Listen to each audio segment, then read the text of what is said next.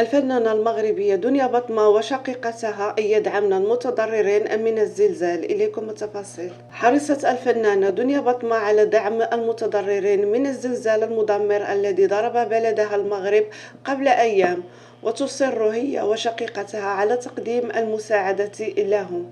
وفي خطوة لتشجيع باقي المشاهير على مد يد العون للمتضررين من الزلزال، شاركت النجمة المغربية متابعيها على حسابها بالانستغرام بمقطع فيديو ظهرت فيه مع شقيقتيها وهي تشتري مجموعة كبيرة من المستلزمات الأساسية من حليب وحفاضات ومواد غذائية ومعلبات لتوزيعها على المحتاجين في التفاتة إنسانية مهمة منها. وتفاعل الجمهور بشكل واسع مع مبادرة دنيا وشقيقتيها ابتسام وإيمان باطمة، وعبروا عن فرحتهم بهذه الخطوة المهمة التي تشجع الآخرين على القيام بالمثل، متمنيين لهن المزيد من السعادة وأن يتم إنقاذ الكثير من المتضررين من الزلزال في مختلف المناطق المغربية.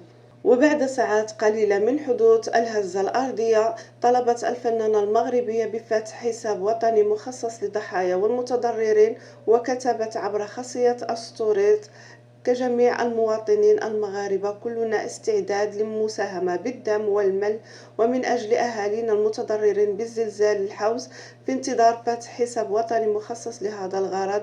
إنا لله وإنا إليه راجعون.